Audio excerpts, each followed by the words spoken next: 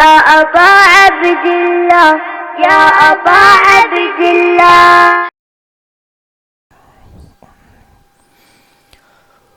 اعوذ باللہ من الشیطان اللعین الرجیم. بسم اللہ الرحمن الرحیم. الحمد للہ رب العالمین.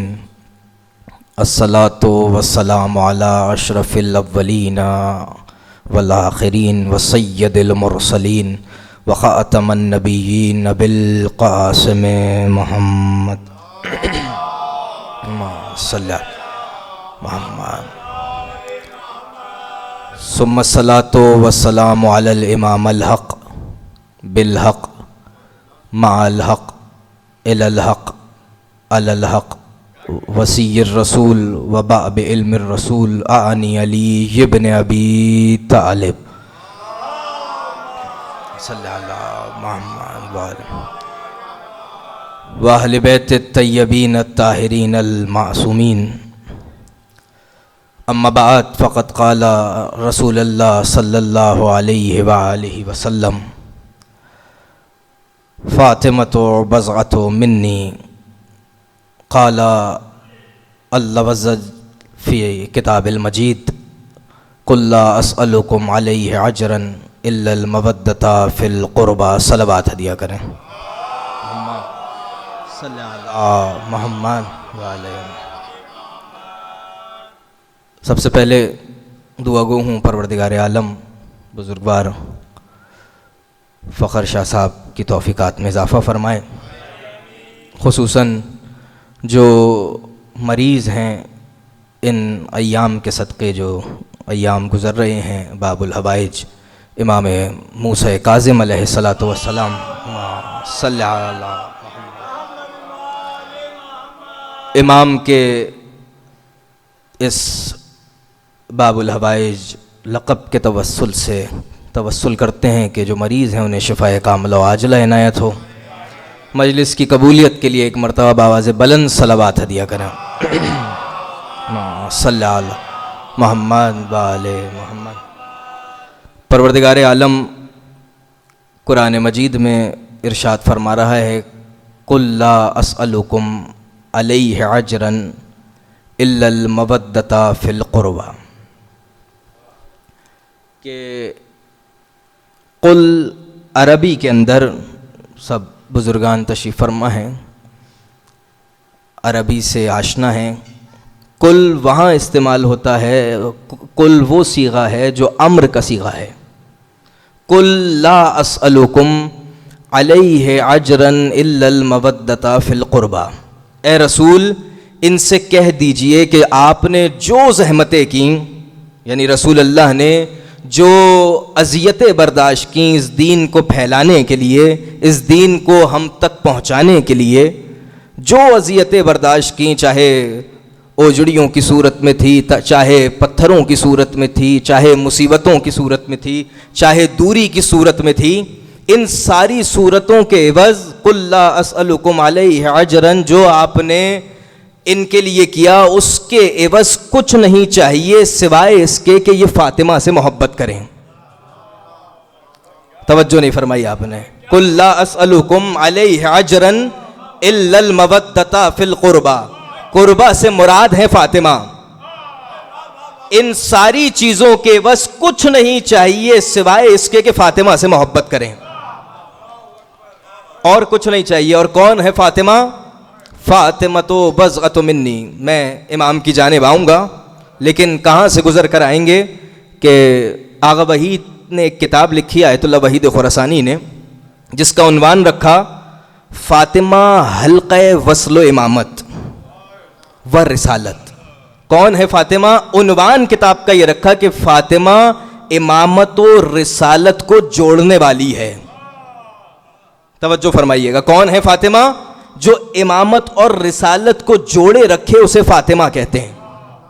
پھر فرمانے لگے کہ ایک پرکار لو اور لینے کے بعد اسے ایک کاغذ پر رکھو اور کاغذ پہ رکھنے کے بعد اس سے ایک دائرہ کھینچو.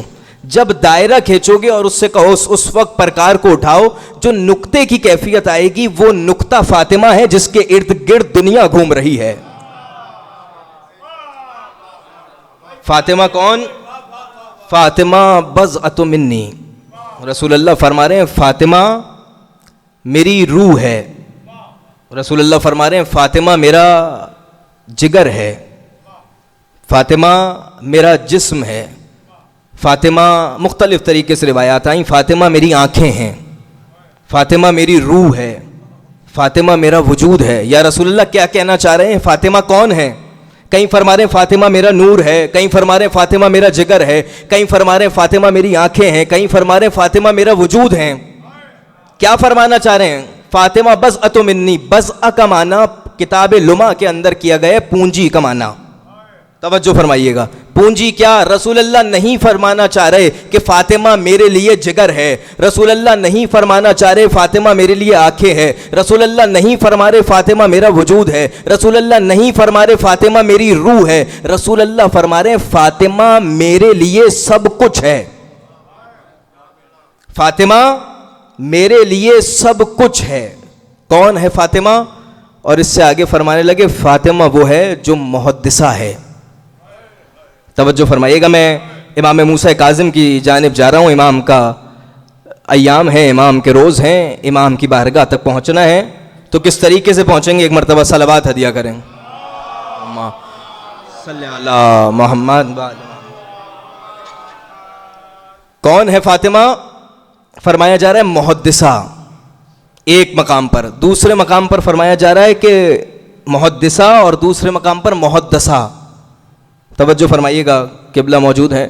محدثہ کون؟ توجہ ہے. ایک صلوات پڑھتے ہوئے اگر آگے تشریف لے آئیں گے تو ماحول ہو جائے گا. صلی اللہ محمد و آل محمد. محدثہ یعنی وہ بی بی کہ جس سے زمین پر آ کر فرشتے کلام کریں وہ محدثہ ہے. اور محدثہ یعنی جو حدیث کو بیان کرنے والی ہو. محدث جو آپ نے بارہا سنا، محدث یعنی حدیث کو بیان کرنے والا. اپنے بابا کی حدیثوں کو بیان کرتی تھیں، وہ ہیں محدثہ جس سے فرشتے زمین پر آ کر کلام کریں. اب توجہ آپ کی یہ چاہوں گا کہ ایک لقب بی بی کا آپ نے سماعت فرمایا محدثہ، اور ایک عنوان جو پروردگار عالم نے اپنے حبیب کے ذریعے سے بی بی کی فضیلت میں اضافہ کیا کہ فاطمہ بضعۃ منی ہے. اسی طریقے سے ایک اور شخصیت ہے کہ جس کے بارے میں یہ جملہ آیا ہے. توجہ ہے. بضعۃ منی، فاطمہ میرا حصہ. یہ بضع کا صیغہ علماء یہ لکھتے ہیں کہ بہت سارے موضوعات کو دیکھا گیا، لیکن بضع کا صیغہ یا حضرت زہرا کے لیے رسول اللہ نے استعمال کیا یا امام رضا کے لیے استعمال کیا. کیا فرمایا؟ ستدفن بضعۃ منی فی ارض خراسان. ان قریب میرے جگر کا ٹکڑا خراسان میں دفن ہوگا. بھائی دونوں کے لیے ایک صیغہ استعمال ہوا بضع کا کہ یہ میرا حصہ ہے، میں ان کے لیے ہوں، یہ سب کچھ میرے وجود سے ہے. دونوں کے لیے استعمال ہو رہا ہے، جناب زہرا کے لیے بھی اور امام رضا کے لیے بھی. تو کوئی بات تو ایک جیسی ہونی چاہیے. توجہ رکھیے گا. کوئی چیز تو ایسی ہو جو ایک جیسی ہو. کون سی چیز ہوگی؟ وہاں فرمایا گیا کہ بی بی کا ایک لقب ہے محدثہ، یعنی بی بی وہ فضیلت رکھتی ہیں کہ فرشتے زمین پر آ کر بی بی سے کلام کرتے ہیں. اور امام رضا وہ ہیں جن کے وجود پر، جن کی بارگاہ میں مشہد مقدس میں روایت ہے 70,000 فرشتے روز قبر امام رضا کی زیارت پر آتے ہیں. روز 70,000 فرشتے قبر زیارت امام رضا پر آتے ہیں. اور کون ہے امام رضا؟ کہ جن کے بابا ہیں امام کاظم. کون امام کاظم؟ کہ جب ایک وقت ایسا آیا کہ ایک روایت کے اندر آیا ہے کہ ابن سعدی تھا، وہ بارگاہ میں پہنچا امام محمد باقر علیہ الصلوۃ والسلام. صلی اللہ. توجہات ہیں آپ کی. کون ہے امام باقر؟ پہلے یہ سماعت فرمائیے گا. کون ہے امام باقر؟ امام باقر وہ امام ہیں کہ جنہیں رسول اللہ نے سلام پہنچایا تھا. آپ کے ذہنوں میں ہے کہ حضرت جابر وہ شخصیت کے جو پہنچے رسول اللہ کی خدمت میں، تو رسول اللہ نے فرمایا کہ اے جابر، تمہیں اللہ نے طویل عمر عنایت کی ہے۔ تو جابر کا عقیدہ سنیے گا، جب جابر نے یہ سنا نا کہ رسول اللہ نے فرمایا کہ تمہیں طویل عمر ملی ہے، ایک طویل عمر تم گزارو گے، تو جابر کہنے لگے کہ اس سے پہلے معلوم نہیں تھا، آپ نے فرما دیا تو اللہ نے میری عمر بڑھا دی۔ توجہ، آپ نے کہہ دیا، آپ نے فرما دیا تو میری عمر میں اضافہ ہوگا۔ جابر پہنچے امام سجاد کے گھر، روز امام کے دولت قدے پر جاتے اور روز گفتگو کرتے، اپنے مسائل امام کے سامنے رکھتے۔ جب ایک دن پہنچے تو کیا دیکھا کہ مسائل کا حل لیتے ہوئے بار بار نگاہ ایک طرف جا رہی ہے، اور دیکھا کہ ایک چھوٹا سا کمسن بچہ ہے جو کبھی دروازے سے اندر آتا ہے، باہر چلا جاتا ہے۔ جب امام سے سارے سوالوں کا جواب لے چکے تو جواب لینے کے بعد جانے لگے، اور ایک سوال بڑھ کر امام سے کیا، امام کیا میں پوچھ سکتا ہوں یہ بچہ کون ہے؟ توجہ فرمائیے گا۔ امام نے فرمایا ہاں پوچھو۔ کہ میں اس بچے سے کچھ بات کر سکتا ہوں؟ کہاں اس بچے سے بات کرو۔ تو اس بچے کو بلانے کے بعد کہا کہ اے بیٹا ذرا دیوار کی جانب چلتے ہوئے جاؤ۔ وہ دیوار کی جانب چلتے ہوئے گئے۔ کہ اب اپنا سینہ میری جانب رکھو اور سیدھے چلتے ہوئے میری طرف آؤ۔ سیدھے چلتے ہوئے ان کی جانب آئے، اور یہ سارا ماجرا دیکھ کر امام سجاد کی طرف دیکھا۔ اے امام سجاد، یہ رسول اللہ کا بچپنا نہیں لگتا؟ کیا یہ رسول اللہ کا بچپنا نہیں رکھتا؟ کہا اے جابر تم نہیں پہچانے، یہ وہی ہے جس کے لیے کہا تھا کہ اس کو سلام پہنچاؤ۔ اب جابر آگے بڑھے، ہاتھوں کا بوسہ لیا، سلام کا پہنچایا۔ جیسے ہی سلام پہنچایا تو اب سوال یہ ہے کیا جابر نے سلام پہنچایا ہے؟ توجہ رکھیے گا، کیا جابر نے سلام پہنچایا ہے؟ نہیں، جابر نے تو سلام نہیں پہنچایا۔ جابر کو تو رسول اللہ نے کہا تھا، اور رسول اللہ کون ہیں؟ جو جب تک کلام نہیں کرتے جب تک پروردگار نہ کہے۔ تو یہ سلام کس نے پہنچایا؟ امام باقر وہ شخصیت ہیں کہ نہ جابر نے سلام پہنچایا نہ رسول اللہ نے سلام پہنچایا۔ باقر اسے کہتے ہیں جسے پروردگار عالم سلام پہنچائے۔ ایک صلوات ہدیہ کریں بابا زبران۔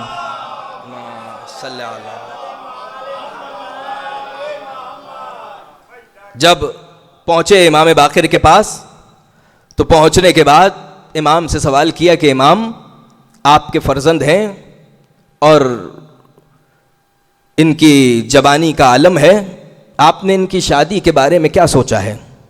توجہ فرمائیے گا، آپ نے ان کی شادی کے بارے میں کیا سوچا ہے؟ امام نے اپنے اصحاب سے کہا کہ پروردگار نے کچھ کنیزوں کو ہمارے اس فرزند کے لیے معین کیا ہے، ان قریب ان سے ملاقات ہوگی اور عقد کیا جائے گا۔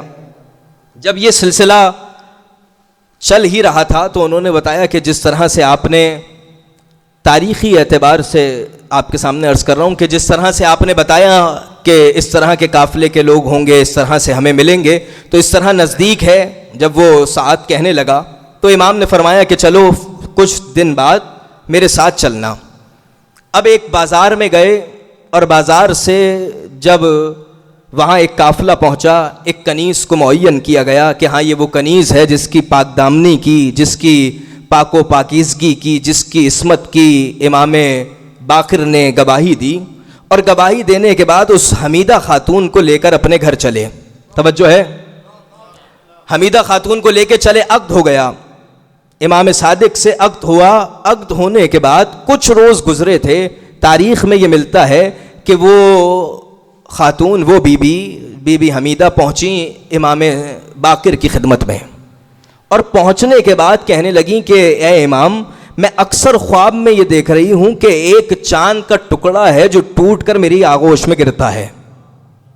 توجہ فرمائیے گا، ایک چاند کا ٹکڑا ہے جو ٹوٹتا ہے، جو گرتا ہے اور میری آغوش میں آ جاتا ہے۔ امام فرماتے ہیں تم پریشان نہیں ہو، تمہیں وہ امام نصیب ہوگا، تمہیں وہ اولاد نصیب ہوگی، تمہیں وہ فرزند نصیب ہوگا کہ جس کے درمیان اور اللہ کے درمیان کوئی حجاب نہیں ہوگا۔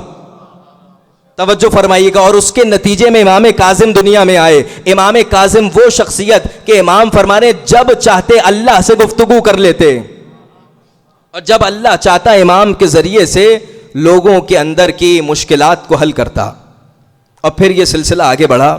ایک جانب آپ کو لے جانا چاہ رہا ہوں کہ مدائن کے رستے میں جب یہ سارا سلسلہ ہوا, جس جگہ کی روایت آئی, اور اس کے بعد جب نزدیک تھا کہ امام کاظم اس دنیا میں آئیں, تو امام کاظم جب اس دنیا میں آنے والے تھے اس سے کچھ عرصے پہلے, کچھ ساعتوں پہلے ایک قافلہ چلا تھا جس میں امام صادق اپنے سارے اصحاب کے ساتھ, توجہ ہے میری جانب, تمام اصحاب کے ساتھ, تمام چاہنے والوں کے ساتھ ایک سفر پر گئے. اور مکہ مدینے کے سفر میں تھے کہ ایک جگہ ہے جو مقام ہے, اس مقام کو کہا جاتا ہے ابوا, جس جگہ پر حضرت ایک قبر ہے رسول اللہ کی والدہ گرامی کی, حضرت آمنہ کی.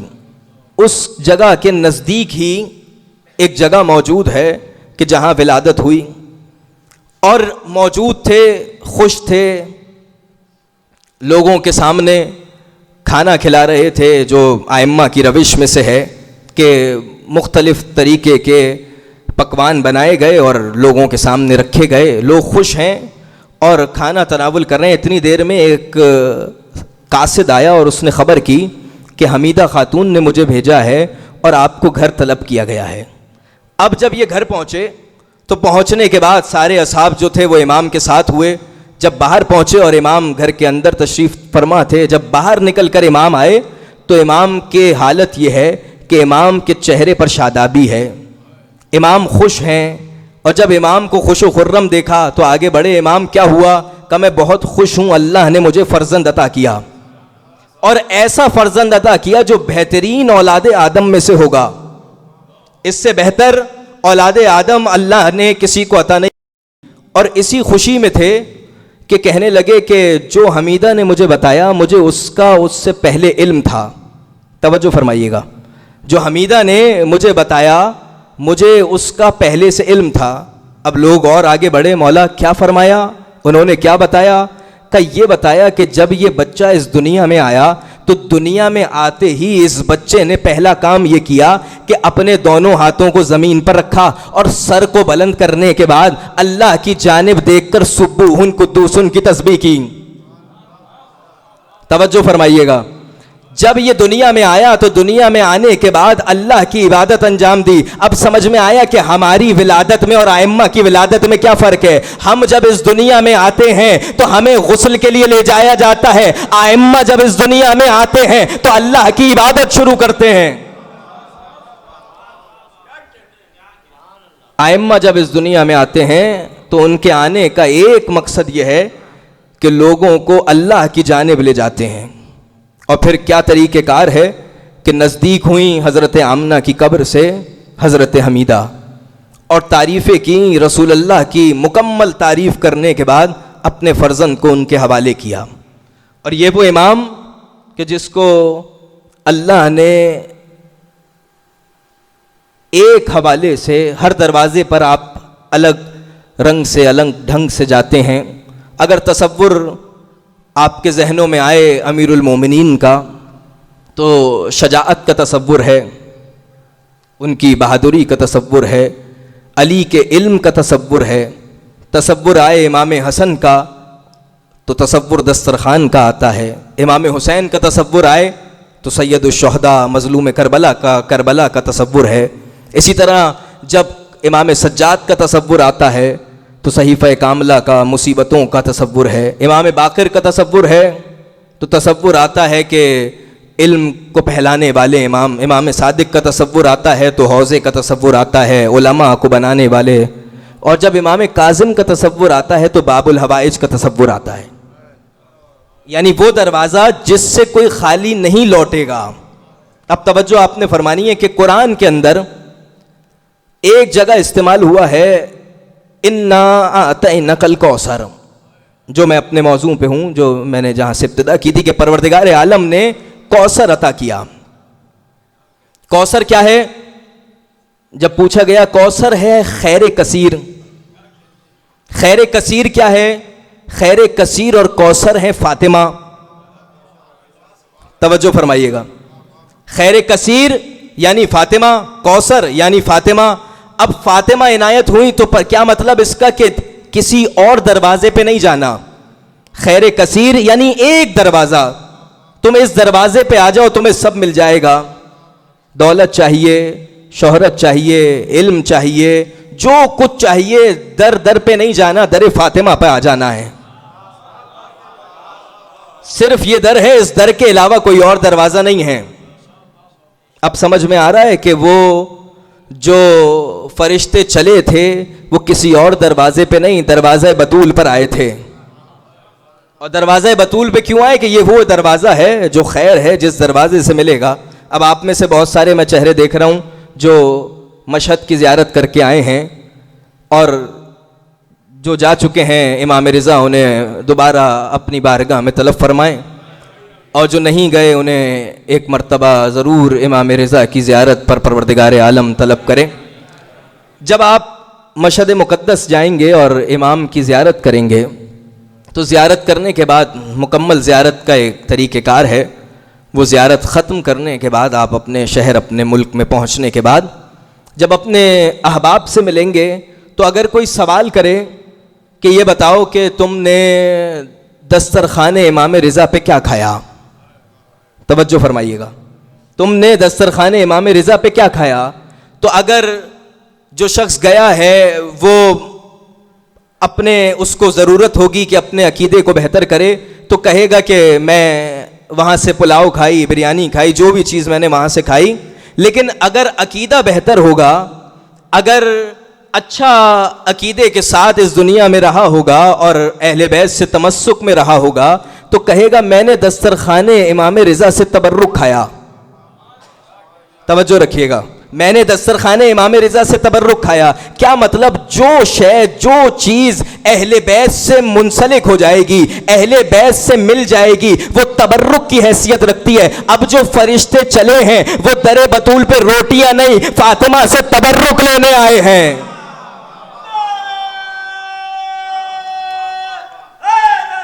یا علی اللہم صلی علی محمد وآل محمد. کیوں؟ یہ وہ ایک دروازہ ہے کہ جس دروازے پہ آ جانا ہے. اور وہ کون سا دروازہ ہے؟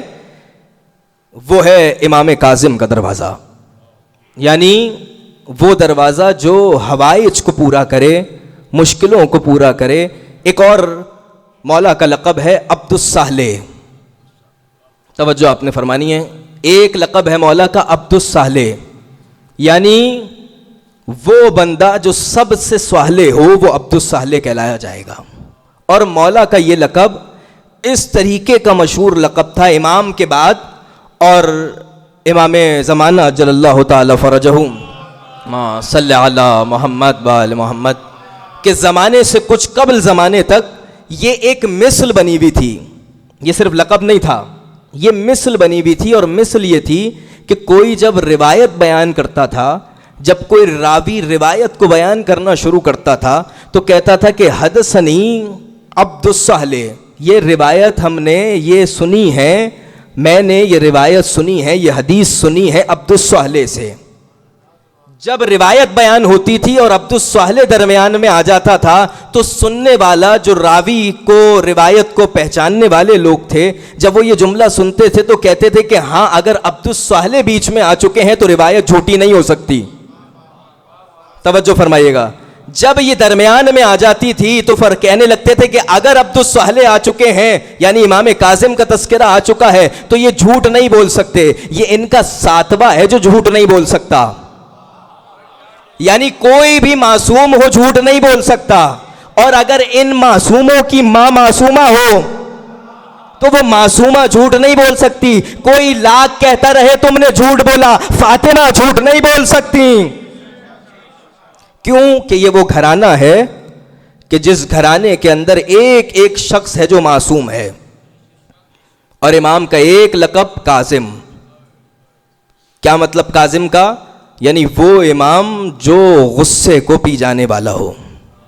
بہت سارے طریقے سے، توجہ آپ نے فرمانی ہے، بہت سارے طریقے سے امام پر ظلم کیا گیا. آپ نے مسلسل سنا ہے 2 روز، اور مجلس اعزا ہے میرے بھائی خطاب فرمائیں گے. تو مسلسل آپ یہ سنتے ہیں کہ مصیبتیں امام پر بہت زیادہ ہیں، فضائل تو امام کے بہت ہیں، لیکن مصیبتوں کا باب کیونکہ 14 اور 18 سال کے درمیان کی قید ہے. اب امام معصوم ہیں کہ جن پہ مصیبتیں آ رہی ہیں، مشکلیں آ رہی ہیں، لیکن اس کا حل اور اس کو تبدیل کیسے کر رہے ہیں کہ آپ نے بارہا سنا ایک زن بد کو قید خانے میں بھیج دیا گیا. اب جب وہ پہنچی تو کیا منظر دیکھا کہ منظر یہ ہے کہ ان کے قریب بیٹھی اور چاہا کہ لوگوں کو بلا کے دکھایا جائے یہ ہے تمہارا امام، لوگوں کو بلائیں اور بتائیں کہ یہ ہے تمہارا امام. اب جب وہ جو دربان تھا اس نے یہ کیفیت دیکھی تو گیا لوگوں کو بلانے کہ لوگوں کو دکھائیں کہ کس طریقے کا امام ہے. جیسے ہی لوگوں کو لے کر پہنچا تو کیا دیکھا کہ امام تو نماز میں مشغول ہیں، لیکن جو زن بد تھی وہ زن سہلے ہو چکی ہے، اب وہ بھی عبادت انجام کر دے رہی ہے. اسی طریقے سے شیر کا واقعہ آپ نے سنا ہے کہ ایک شیر پہنچا، اس کے ذریعے سے امام کو شہید کرانے کی کوشش کی، لیکن وہ امام کے قدموں میں آ کے بیٹھ گیا. یہ ساری چیزیں، یہ سارے حربے ہارون نے ایک نیت کے ساتھ کہ امام کو شہید کروا دیا جائے، امام شہید ہو جائیں اور نام مجھ پر نہ آئے. کہ ایک شعر تھا اس کے ذریعے سے ہو گیا. اسی طریقے سے اس نے اپنے ایک وزیر کو بلایا، توجہ چاہوں گا آپ کی، میں ایک وزیر کو بلایا اور اس سے کہنے لگا کہ میں یہ چاہتا ہوں کہ یہ قید خانے میں ہو اور قید خانے کے اندر ہی اس کو اس دنیا سے بھیج دیا جائے، لیکن نام مجھ پر نہ آئے، مجھ پر نام نہیں آنا چاہیے. اس کے وزیر نے کچھ لوگوں کو بلایا، سوچا اور لوگوں کو بلایا، پھر سوچا. 3 روز تک تاریخ میں آیا ہے کہ سوچتے رہے کہ کس طریقے سے امام کے ساتھ کچھ ایسا کیا جائے کہ ہارون پر نام نہ آئے. اور آخر کار اس فیصلے پہ پہنچے کہ چلو ایک گاؤں کی طرف چلتے ہیں، جس گاؤں سے گزر کر ایک جنگل آتا ہے.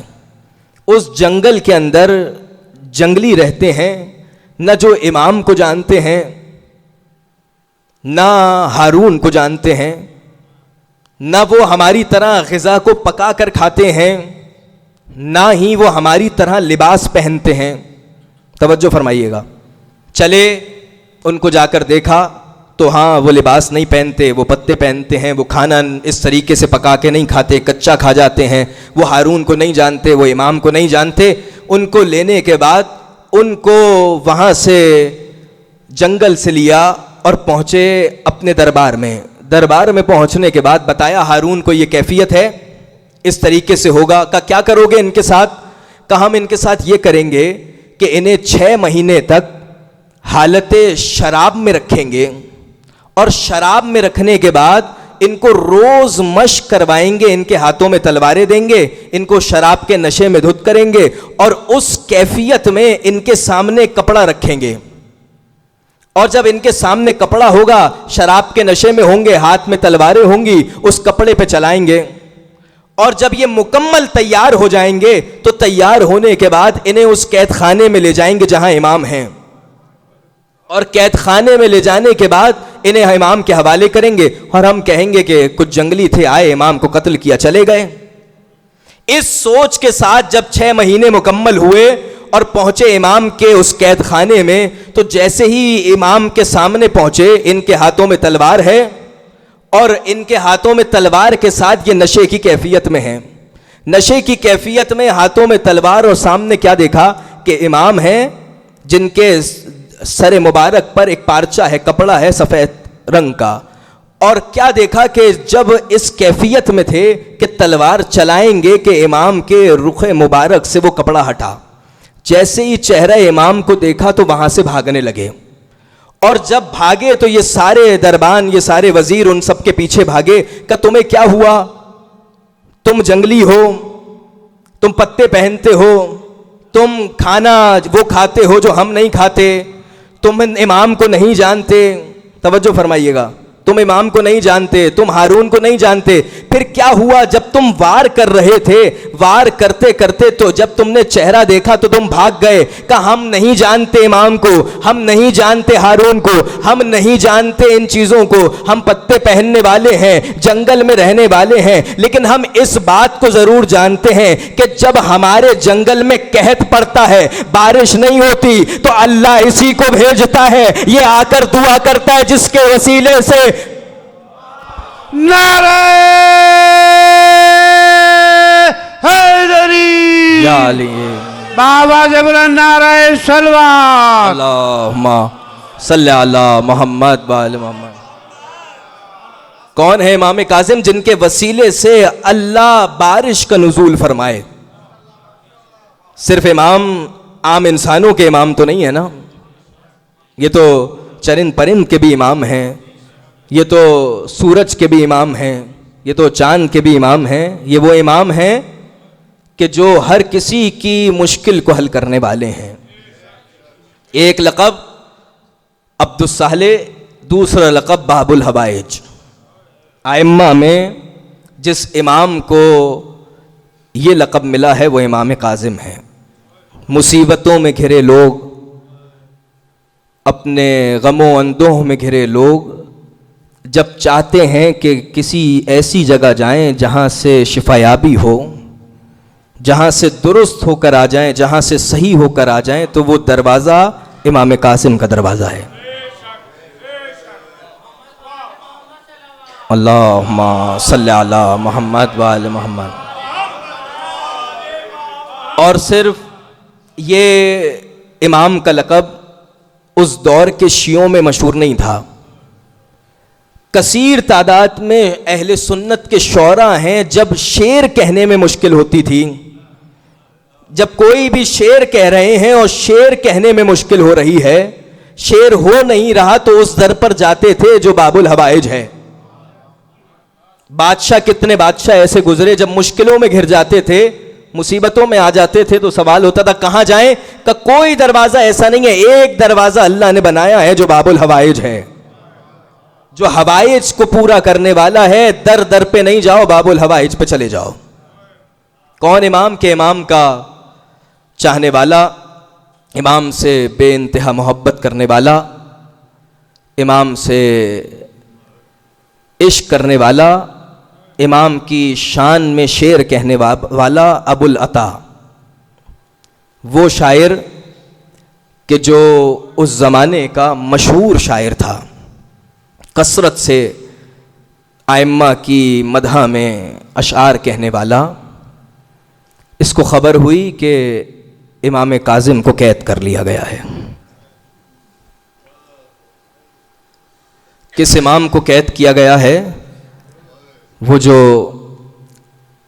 سب کی مرادوں کو پورے کرنے والا دروازہ تھا, اس امام کو قید کیا گیا ہے. اور 1-2 سال کی قید نہیں ہے, کسی نے 14 برس کی قید لکھی, کسی نے 18 برس کی قید لکھی. 18 برس. 2 شخصیات ایسی ہیں جو میں نے ابتدا کی تھی, آپ آمادہ ہیں گریے پر. 2 شخصیات ایسی ہیں کہ جنہوں نے اپنے لیے ایک دعا مانگی ہے. ایک حضرت زہرا ہیں, اپنے بچوں کو بلایا, بیٹا حسن میرے نزدیک آؤ, بیٹا حسین میرے پاس آؤ, ام کلثوم زینب میرے نزدیک آؤ. جب سب بچے جمع ہو گئے تو کہا آج فاطمہ اپنے لیے دعا کرنا چاہتی ہے, آج فاطمہ اپنے لیے دعا کرنا چاہتی ہے. بچے خوش ہوئے, امام حسن خوش ہوئے. ہمیشہ اماں زہرا دعا کرتی تھیں, کبھی پڑوسیوں کے لیے دعا, کبھی بابا کی امت کے لیے دعا. آج ماں اپنے لیے دعا کرنا چاہتی ہیں. جب ہاتھوں کو بلند کیا تو کہا پروردگار عالم فاطمہ کو جلدی موت دے دے, فاطمہ سے درد برداشت نہیں ہوتا. سنیں گے عزاداروں, یہ ایک بی بی ہے. دوسرے امام کاظم ہے جو قید کے اندر اپنی بیڑیوں کی جانب دیکھتے رہے ہیں اے ہارون کے قید سے آزاد کرنے والے، یا مجھے قید سے آزاد کر، یا مجھے اس دنیا سے آزاد کر۔ یہ امام کاظم ہے کہ جو کثیر تعداد میں گریہ کر رہے ہیں کہ مجھے اس دنیا سے اٹھا لے، اے پروردگار عالم مجھے اس دنیا سے اٹھا لے۔ امام کیا وجہ ہے؟ امام فرمانے لگے، اپنے مصائب خود پڑھ رہے ہیں، فرمانے لگے میری صحت بہت بہتر تھی جب قید خانے میں آیا ہوں، اب ایک کپڑا سا ہے، ایک کیفیت یہ ہے امام کی، بہت نحیف ہو چکے ہیں۔ جب چاہنے والے، امام کے چاہنے والے پہنچتے ہیں قید خانے میں، قید میں پہنچنے کے بعد کہا جاتا ہے کہاں ہے امام؟ کہ آؤ تمہیں قید خانے میں امام کے دور سے تمہیں دکھاتے ہیں کہ امام کس کیفیت میں ہیں۔ جب دربان لے جاتا اور اب امام کے چاہنے والوں سے کہتا وہ دیکھو سامنے تمہارے امام ہیں۔ اب جب چاہنے والا، تصور کریں امام کے چاہنے والے ہیں نا، اور امام کی زیارت ہو رہی ہے، جب دور سے دیکھنا شروع کرتے کہ کہاں ہے امام، تو اس سے کہتے دربان ہمیں بتاؤ امام کہاں ہے؟ کہ وہ دیکھ رہے ہو کپڑا رکھا ہے، کہاں کپڑا ہے؟ کہ یہی تو تمہارے امام ہیں،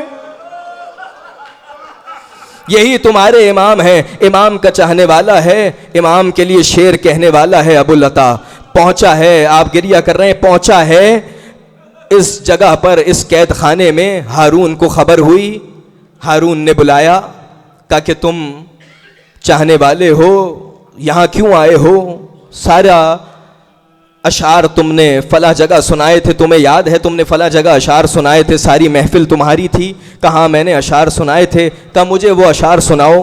اب سوچنے لگا، امام کا چاہنے والا ہے، سوچنے لگا کہ میں تمہیں ہارون کلام ضرور سناؤں گا، لیکن اتنا بتاؤ کہ میری ایک شرط ہے۔ کہ کیا شرط ہے تمہاری؟ کہ تمہیں صبح بتاؤں گا۔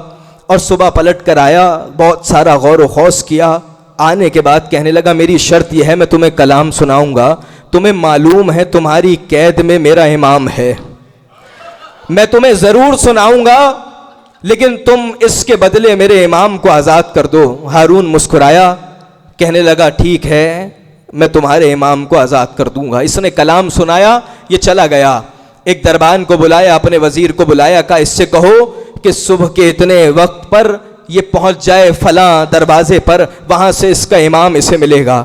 اب یہ پہنچا، اپنے خانوادے کے ساتھ تھا، اپنی بیوی سے، اپنے بچوں سے خوش ہو کے کہہ رہا ہے تمہیں معلوم ہے نا، تمہیں پتہ ہے کہ میری وجہ سے میرا امام قید سے آزاد ہو رہا ہے، میری وجہ سے میرا امام آزاد ہو جائے گا۔ یہ کہنے کے بعد صبح اپنے بچوں کے ساتھ پہنچا، بار بار جاتا ہے دروازے پر، اے دربان بتاؤ میرا امام کب آزاد ہوگا؟ کہ کچھ دیر رک جاؤ، تمہارا امام آزاد ہونے والا ہے، کچھ دیر صبر کرو۔ کئی گھنٹے گزر گئے، ایک وقت ایسا آیا، یہ پہنچا، کہ کہاں ہے میرا امام؟ کہ کہا ہے نا کچھ دیر رک جاؤ۔ اب جو دیکھا دروازہ کھلا، ایک تخت پر امام کا جنازہ تھا، وہ کہنے لگا ھذا امام الرفضہ، یہ رافضیوں کا امام ہے،